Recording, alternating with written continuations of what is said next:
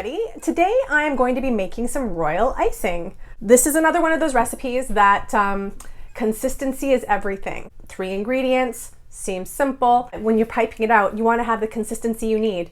Not too runny, not too stiff. So we'll get to that later. I still have one house left to decorate, which I'm going to do today. And really today is all about playing. I'm just going to play with icing.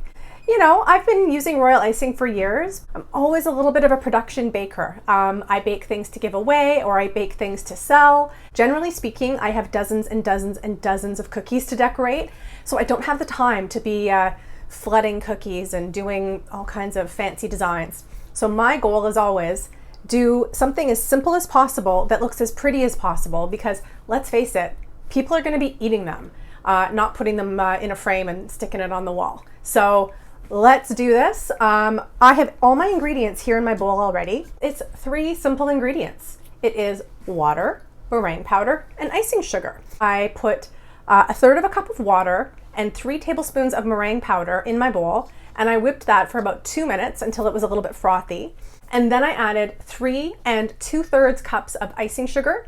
Now what I'm going to do is I'm going to just mix it until it's combined. Then I'm going to whip it for about 4 to 6 minutes until stiff peaks form. That's what we're looking for. And the good thing is it's very simple to fix if you have a problem. If it's too runny, you add more icing sugar. If it's too thick, you add a little bit more water. And here's the best tip I have learned this year, maybe. Spray bottle. I always find trying to add just a tiny touch more water to anything is difficult. Hard to gauge, hard to control. If you are making your icing and you go, needs a little bit more water, you can just add a quick spritz of water, and that is going to give you the smallest amount of water possible into your icing. So thank you wherever I read this tip. Amazing tip. In the meantime, I'm just going to whip this for about 4 minutes, 6 minutes, whatever it takes, and I'll be back. So my icing is done. It's got a very nice, creamy, smooth, very stiff consistency. You can see that icing is not moving off that spoon. So I'm going to keep the majority of this icing white. I'm a bit of a purist when it comes to gingerbread, but I'm reserving some of this icing that I'm going to tint. I'm going to do some red and some greens because I have a couple of cute ideas that I want to try. Here's another tip for you. Before you start doing the coloring and bagging of your royal icing, it's always good to do a little test. So I have sort of a weird piece of gingerbread here. So I'm just making sure that the consistency is nice here. And as you can see, that's some pretty beautiful consistency. It's not too hard to pipe out. It's coming out nice and smoothly. I think we've got it. And one other tip too, when you're working with royal icing, always cover the bowl with a damp towel while you're in the middle of doing things, because it dries out really, really fast. Okay, I am now ready to decorate my gingerbread house. So I got an extremely good tip from the person who appears to be the master of gingerbread houses. She happens to be a Vancouverite as well. She does the most stunning things in general, but these gingerbread houses are insane, insane. So thanks for the tip. It, I think, is going to be a game changer. Most people, I think, make the house, then decorate it. Her hot tip is decorate the pieces, then assemble the house.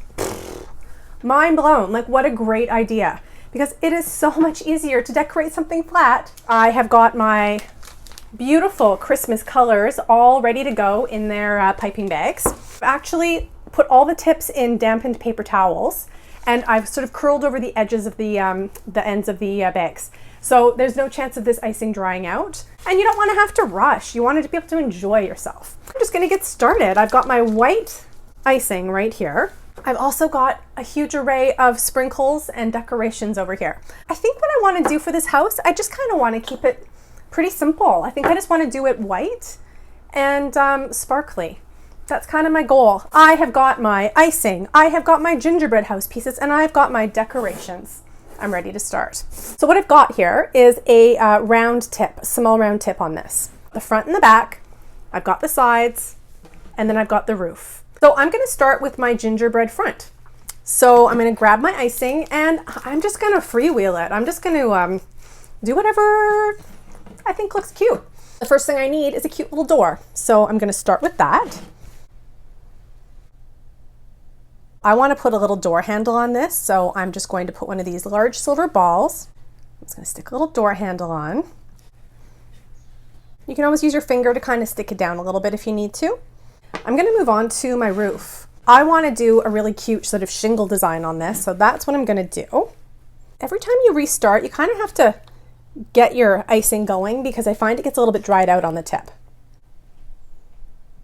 As you can see, I'm not overly concerned about it being perfect. So long as you have the right consistency of icing, this is not terribly hard. Just going to shake some sanding sugar on top of this. Shake, shake, shake, shake your icing. Ooh, that looks nice. You can see it stuck a lot better at the bottom where the icing was freshest. So point made. Make sure you get your sprinkles on there, stat. And when you're decorating, you don't have to scrape your tip along the cookie. Your goal is to have the tip just above the cookie and you're guiding it. And the thing is, this icing just sets so quickly. I'm not going to get any of these sprinkles stuck in what I did before on my door because this icing is pretty much set already. It just needs to harden overnight so that it's like rock hard.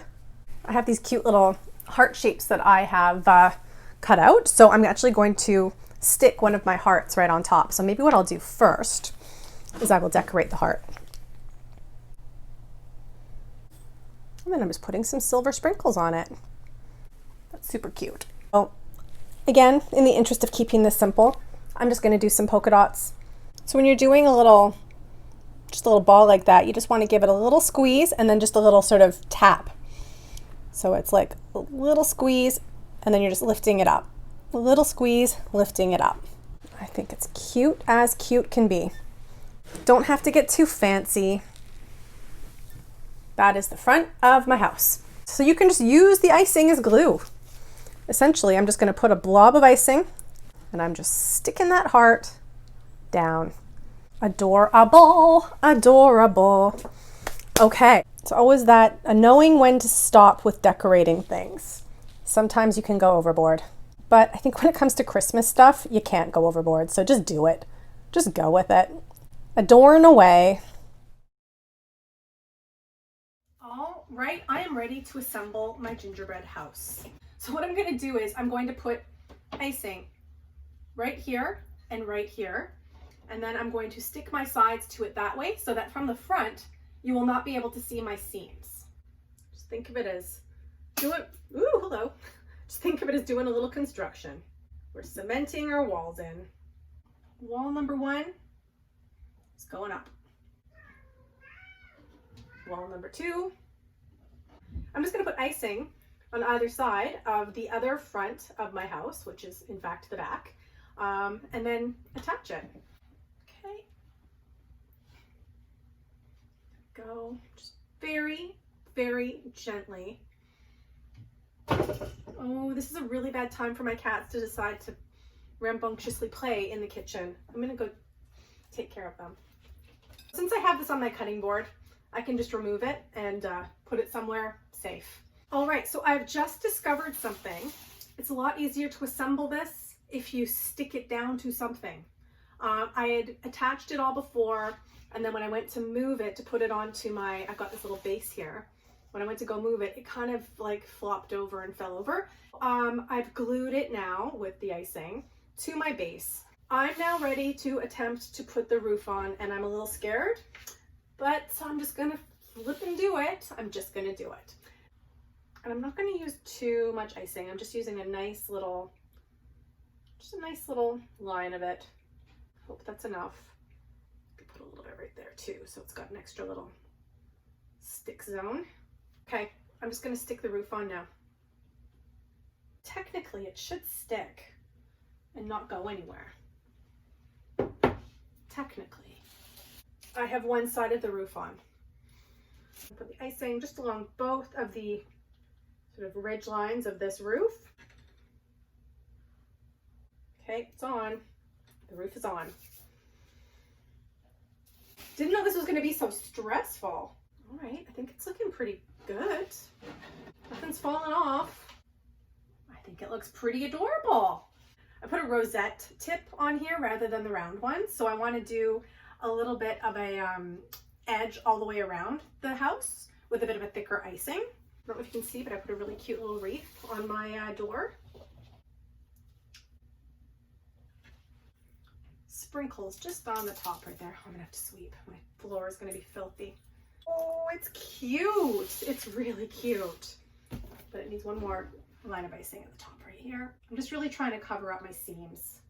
I think I'm just gonna make a little winter scene around the base with this icing and some sprinkles and just call it a day. Okay, I'm in the final stretches now. I'm having a lot of fun. Essentially, I am creating a little scene now. So I've made a little path. I actually have a little pile of icing that pops out the top of my bag, and I'm just using it kind of like a modeling icing.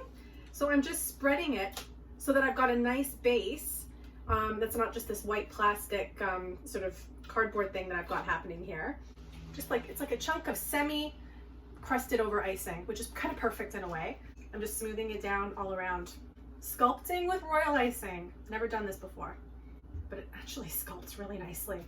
I'm learning so much for the next time I do a gingerbread house. And it appears, knock wood, to be staying together. I don't want the brown. Don't want brown in my snow, that's for sure. These are these really cute little white snowballs, so I'm just gonna scatter a few of these around. This is a very precarious situation. I shouldn't probably be doing what I'm doing. It's just the tree. The tree is very unsteady, but I'm going to just hold this up to show. I love my gingerbread house so much. How cute is that? I did just want to show you how flippin' cute this is. So the gingerbread house is done. I just love it so much. It turned out exactly how I wanted. I'm having a little bit of an issue with propping up this tree, but I'll figure that out after. I highly recommend trying making your own gingerbread house from your own gingerbread dough. If you want to try making this for yourself, head on over to the website, bakewithmetv.com, and if you like what I'm doing here and you're interested in what I'm doing in the future, subscribe to my YouTube channel and make sure that you hit the little bell for the notifications, because then you'll know what's up anytime I put something new on. So cheers everyone, have a wonderful day and happy baking.